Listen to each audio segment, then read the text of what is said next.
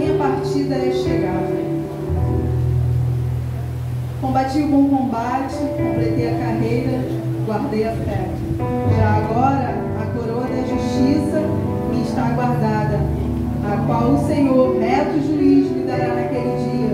E não somente a mim, mas também a todos quanto amam a sua vinda. Podeis sentar, igreja. Irmãos, pedi ao Senhor uma palavra, que pudesse falar aos corações da igreja. E não veio outra que não fosse essa que está aqui na carta de Paulo a Timóteo. Eu amo as epístolas paulinas. Sempre que eu me encontro meditando nas cartas de Paulo, eu me recordo da minha adolescência, quando ainda eu frequentava os cultos de doutrina. Na nossa igreja a gente tinha cultos de doutrina e, no geral, o pastor, ele sempre pregava nas cartas de Paulo. E eu confesso, irmãos, que quando eu era adolescente eu não gostava muito, né? Era sempre Paulo, Paulo, Paulo. Era tanto Paulo na nossa mente que a gente, muita coisa a gente acabou decorando, aprendendo, né? E eu gosto muito de meditar. E eu não tive muito tempo, porque o pastor me deu a oportunidade no domingo, né? Mas o bom soldado de Cristo, ele sempre tem que estar preparado para aquilo que o Senhor, ele já confiou nas nossas mãos. E fiquei doente. No domingo vim para o culto de louvor e adoração e saí daqui, cheguei em casa e caí. Fiquei de cama 2 dias sem poder ler, meditar, né? Porque não tinha como, irmãos. A situação que eu fiquei precária, né? Essa virose aí que muita gente já contraiu, de ficar no banheiro direto reinando. E eu fiquei esses 2 dias assim.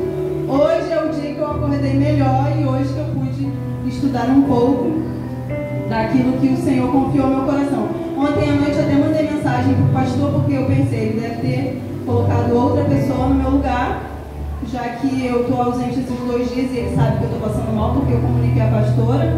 Quero agradecer, pastor, pela oportunidade, por uma vez mais o senhor me confiar a tribuna, né?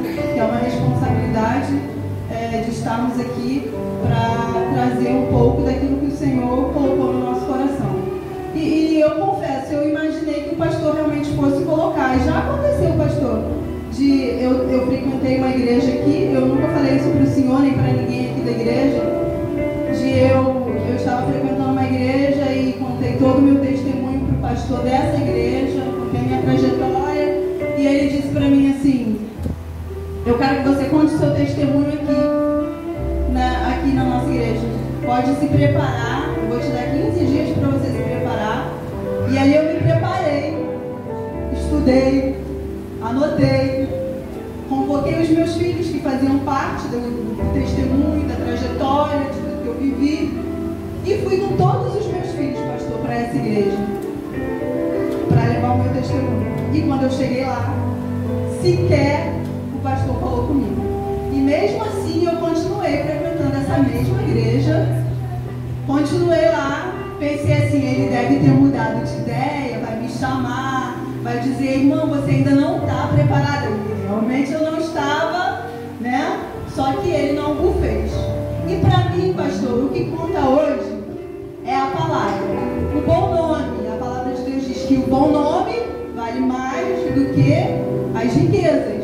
Um pastor que me convoca e eu levo toda a minha família, os meus filhos que nem estavam na igreja na época, a minha filha estava afastada, meu filho também, e eu levei toda a minha família para poder contar o meu testemunho. Me preparei mais de 15 dias, tá? O meu esposo ali que não me deixa mentir, e o pastor sequer me deu uma satisfação, né, da ação dele. E aí eu fiquei lá ainda por algum tempo esperando que ele me procurasse, e ele nunca me procurou. Então, para mim, pastor, não dá para eu continuar num ambiente assim, né? Onde o pastor não me comunica aquilo que deveria ter feito. E se é um membro, uma ovelha, ele precisa saber o porquê que se ele ia ter oportunidade naquele dia de contar o testemunho e ele não contou. Mas se o nosso pastor o fizesse, estaria dentro do cronograma, já que eu estava passando mal, né? E provavelmente estaria ausente aqui hoje. Mas eu louvo a Deus que o nosso pastor é uma pessoa de palavra, que honra e cumpre com aquilo que ele falou, para a glória de Deus. Eu louvo a Deus por essa igreja, por essa casa e por tudo que o Senhor tem feito na minha vida no período em que eu aqui estou. Um dia eu vou ter a oportunidade de contar o meu testemunho aqui, para os irmãos conhecerem. O meu testemunho é um testemunho forte, de experiências muito fortes que eu vivi da parte do Senhor, de experiências reais que eu vivi, mas que é algo que eu realmente preciso me preparar, preciso escrever. Muita coisa eu já esqueci, muita coisa caiu no esquecimento, mas não é sobre isso que eu quero falar. Vamos entrar aqui no texto de Paulo, quando Paulo diz: combati o bom combate. Irmãos, combati o bom combate, eu quero me ater a esse versículo aqui. Combati o combate, completei a carreira, guardei a fé. E Paulo, quando ele diz que combateu o bom combate, ele não combateu um combate, ele combateu o bom combate. Completou a carreira e guardou a fé. E ele nos convoca, ele escreveu a Timóteo, né? Paulo, quando ele escreve essa fala aqui, essa fala para Timóteo, ele estava em uma de suas prisões, ele sabia já que estava chegando o seu fim, né? Ele estava preso e sabia que o fim dele, já que ele já tinha cabeça a prêmio, ele sabia que iria morrer. E quando a gente olha para toda a trajetória de Paulo, para tudo que ele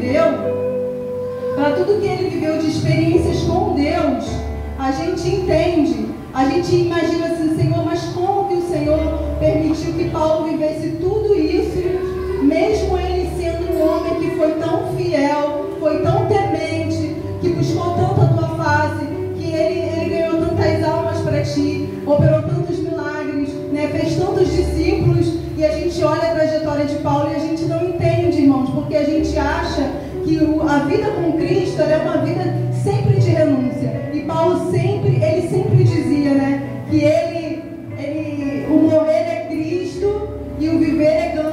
O viver é Cristo e o morrer é ganho, é lucro. Então, para ele não importava o que ele vivesse na carne, o que ele vivesse de dores, assim como nós precisamos ter isso na nossa mente e precisamos viver as aflições, e temos vivido. A gente tem enfrentado aqui, diante desse congresso de mulheres que nós estamos nos preparando, né? Estamos a 9 dias do congresso aproximadamente, e estamos vivendo lutas, embates, mas precisamos manter firme a nossa fé e a nossa confiança, né? Eu admiro muito os nossos pastores, a pastora Patrícia, o pastor Maxwell, os pastores dessa casa, os líderes, as missionárias, né? A fé que esses homens e essas mulheres aqui, irmãos, eles nos demonstram. Eu teve um episódio aqui na nossa igreja que o pastor, no início do ano, não sei se ele se recorda, a igreja estava super vazia, logo no início do ano, né? E dava para contar, irmãos, tinha a metade do que tem aqui hoje, e o pastor, ele pregou como se ele estivesse pregando para 500 pessoas.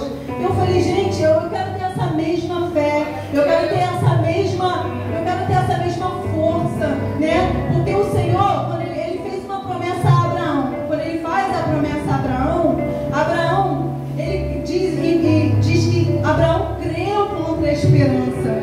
Diz em Romanos 4,18 que ele creu contra a esperança. Por quê?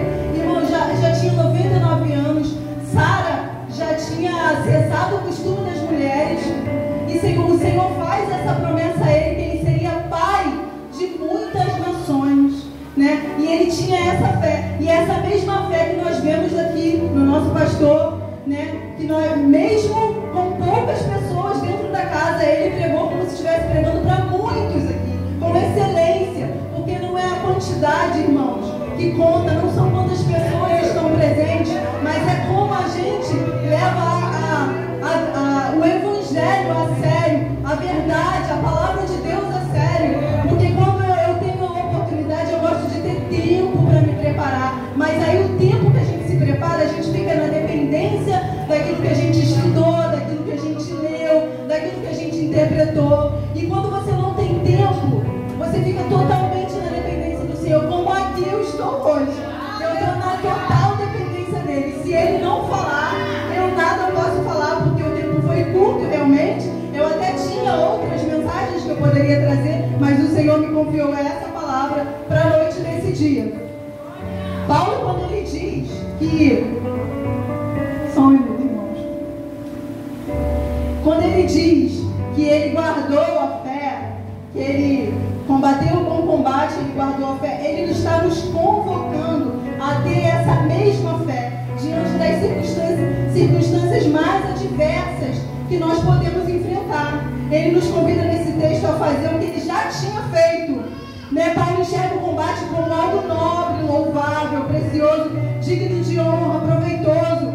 Ele conseguia ver diante de todas as dificuldades, ele conseguia ver um alvo. Por quê? Porque ele realmente tinha um alvo, tinha um propósito na vida de Paulo. Ele sabia onde ele queria chegar, onde ele iria chegar. E o propósito de Paulo era nada mais e nada menos do que ganhar almas para Cristo, pregar o Evangelho, cumprir o ID de Jesus, aquele mesmo ID que Jesus confiou a nós, porque nós somos testemunhas vivas daquilo que o Senhor tem feito nas nossas vidas.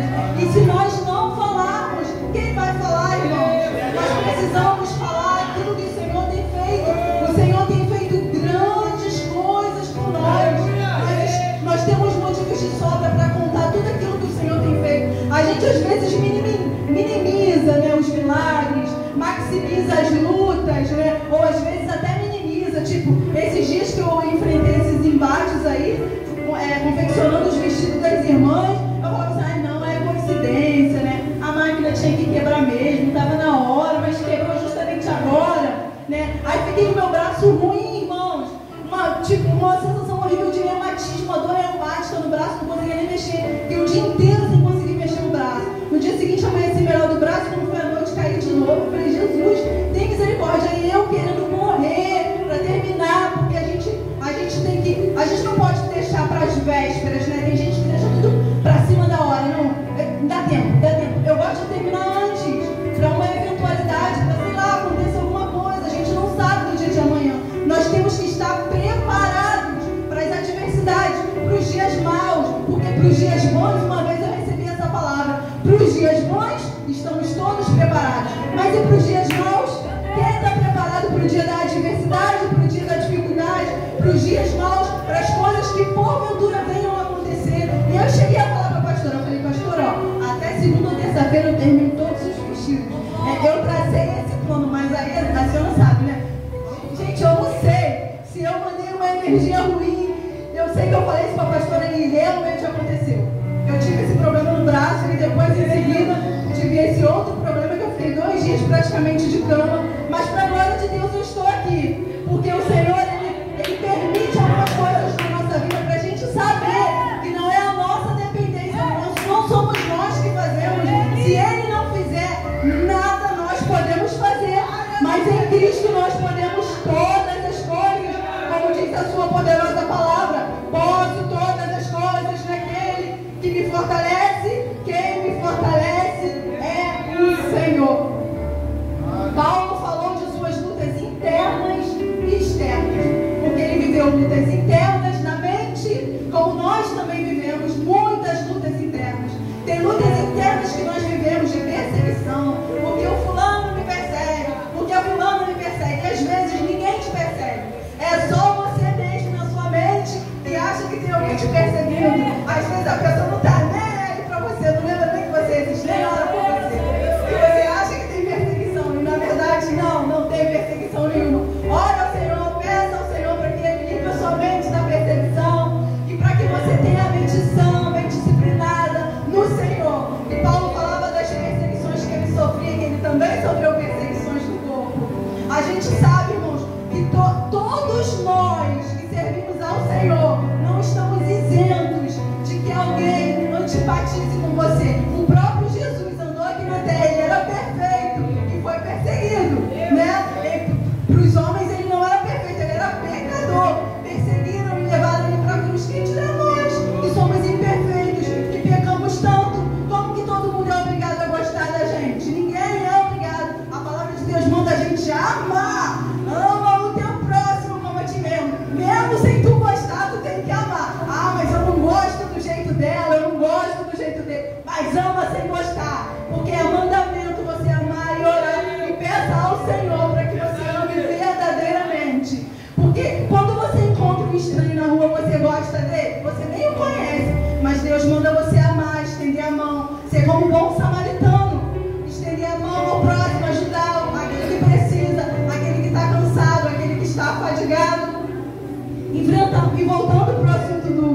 as lutas que enfrentamos lutas familiares, dentro da nossa família, dentro da nossa casa, com os nossos filhos, com o nosso marido, né? E por muitas vezes a gente não entende, a gente quer que o outro mude, quando na verdade nós é que temos que mudar. Quando a gente muda de postura, e a gente começa a ler a palavra de Deus e aprender com Jesus, que é o nosso maior professor, assim como Maria, né, aprendeu aos pés de Jesus.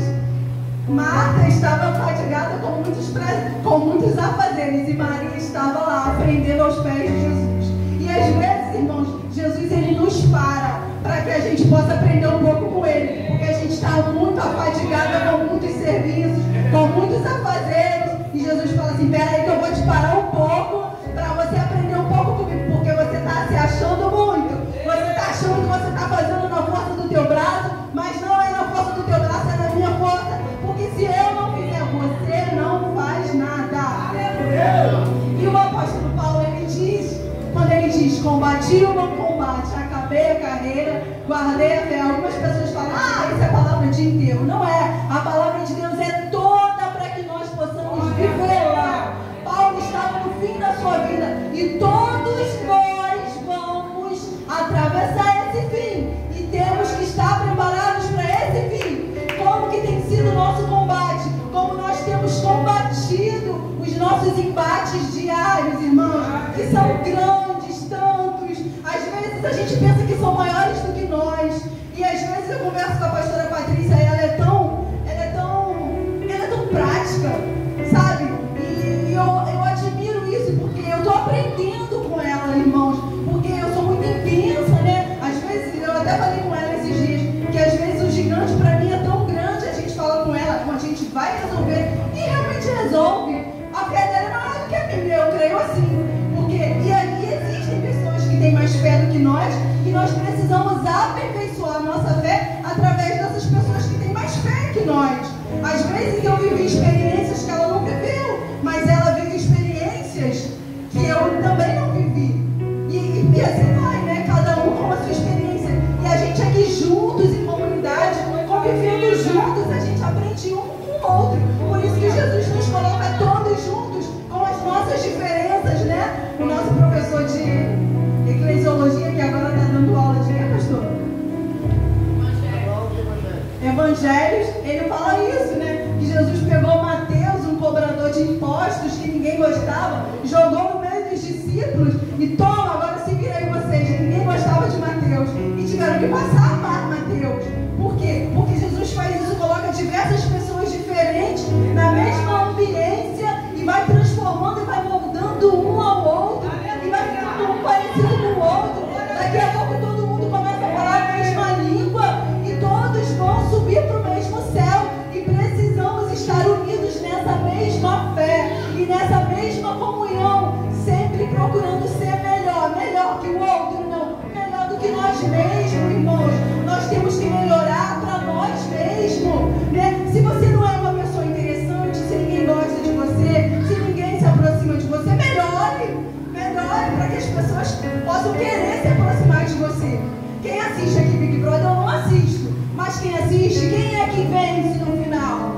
Quem vence? É o vilão ou é o mocinho? Sempre é o mocinho. Sempre é aquele que é apaziguador, que fala, que ajuda o outro, que é uma boa pessoa. É o jogo deles lá. E aqui na vida é a mesma coisa. A gente precisa ser pessoas melhores para nos aproximarmos do pecador, do nosso irmão.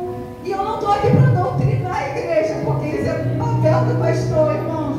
Longe de mim querer fazer isso com a igreja, porque eu sempre peço ao Senhor que me use como uma palavra cristocêntrica, direcionada aos corações, e não direcionada a B ou C, mas que seja para toda a igreja, que toda a igreja receba a palavra de bom grado, de coração aberto, e que vá de encontro aos corações. E às vezes a gente se preocupa com glória, com aleluia, com glória a Deus na igreja. E Jesus, quando ele opera, às vezes a igreja está em silêncio, mas está prestando atenção, está aprendendo, está tendo conhecimento.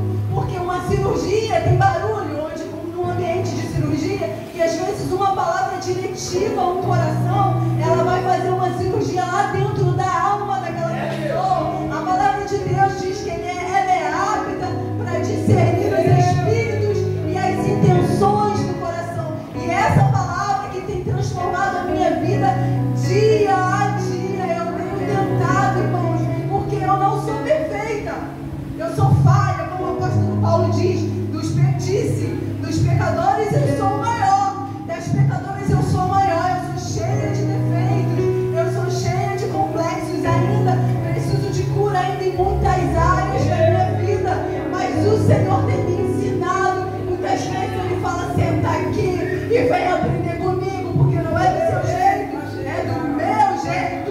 Não tem nada melhor do que aprender com Jesus. Hoje alguém aqui mencionou, não me lembro, foi a Andressa, no secreto, as minhas maiores experiências com Deus. A missionária Lúcia também já falou isso para mim. As minhas maiores experiências com Deus não foram no ambiente da igreja, não, em igrejas grandes ou igrejas pequenas, foi no secreto com Ele, com o rosto no pó, falando com Ele, buscando a face dele. E ali Ele fala comigo, fala com você também. Vá para o secreto buscar o Senhor, vá crescer no secreto com Deus. Eu oro para que Deus possa a cada dia nos transformar, como o apóstolo Paulo diz: transformai-vos pela renovação do vosso entendimento, que as nossas mentes sejam transformadas dia a dia. E o apóstolo Paulo disse: combati o combate, acabei a carreira, guardei a fé. A fé tem que estar presente em todas as ações da nossa vida. A fé, irmãos, a fé, nós precisamos manter essa fé firme, vívida nos nossos corações, porque sem fé, diz a palavra de Deus, é impossível agradar a Deus. Sem fé é impossível agradar a Deus. Que nós possamos ter fé dia a dia, e para que essa fé seja aumentada em nós precisamos conhecer a Cristo na sua essência, conhecer o amor de Cristo. E às vezes precisamos nos afastar de algumas pessoas. Irmãos, eu mesma, eu sou afastada de pessoas da minha família, não porque eu tenho mágoa no meu coração, porque às vezes você precisa estar distante para que você também não morra, para que você não morra espiritualmente. E eu precisei, são pessoas da minha família que eu oro todos os dias e eu amo, mas eu preciso manter distância. Ah, mas e se for a minha mãe, se for o meu pai? Mantenha uma distância emocional, busque ao Senhor pela vida dele, porque às vezes o filho tem um pai ímpio, o pai tem um filho ímpio e precisa orar e manter-se emocionalmente afastado para poder ganhar ele para Cristo. E hoje eu oro, eu tenho pessoas da minha família que precisam de salvação e eu oro todos os dias, incessantemente, para que Deus salve essas pessoas da minha família. Mas infelizmente, irmãos, não dá para andar com algumas pessoas, porque senão você morre. Eles te matam a sua fé, matam a sua esperança. Porque a palavra de Deus diz também que os nossos inimigos, por muitas vezes, são os da nossa própria casa e podem nos matar de verdade. A gente precisa amar e manter uma distância, orar por eles todos os dias, para que Deus faça neles a mesma obra que está fazendo em nós. Irmãos, aquilo que eu sempre falo aqui, uma coisa que eu sempre pedi ao Senhor desde a minha adolescência, para amar almas, amar o meu próximo. E eu tenho um amor muito grande pelas pessoas, uma empatia muito grande que eu sinto de ganhar almas por Ele. Dói o nosso coração pelos jovens hoje se perdendo, jovens perdidos, pessoas com a mente calcificada pelo pecado, onde muitas vezes a gente fala, prega o amor de Cristo, mas eles não abrem o coração. Lá no meu condomínio mesmo, eu oro para que Deus salve. Tem pessoas que eu oro todo dia e falo de Jesus todo dia e convido sempre para estar aqui, mas sempre tem uma desculpa: hoje não dá, amanhã não dá, dia assim não dá. Quer que a gente ore, quer que a gente busque, mas não quer Jesus. E Jesus não é banana que você está vendendo na feira, quer Jesus, não quer, oferece para quem quer e continua orando, porque uma hora o Senhor vai salvar. Irmãos, eu louvo a Deus que eu já ganhei bastante almas para Jesus. Eu tenho amigas que hoje estão na presença do Senhor, que eu ganhei ainda na minha adolescência. Deus fez a obra, que são mulheres de Deus, mulheres de oração, que eu ganhei ainda na minha adolescência. Jovens, vocês podem ganhar. É mais fácil para vocês ganharem os jovens do que para a gente ganhar as pessoas da nossa idade hoje. E vocês podem falar de Jesus. Há tempo e fora de tempo nós precisamos falar, porque Jesus está voltando, irmãos. E quando nós lá chegarmos, a gente vai precisar apresentar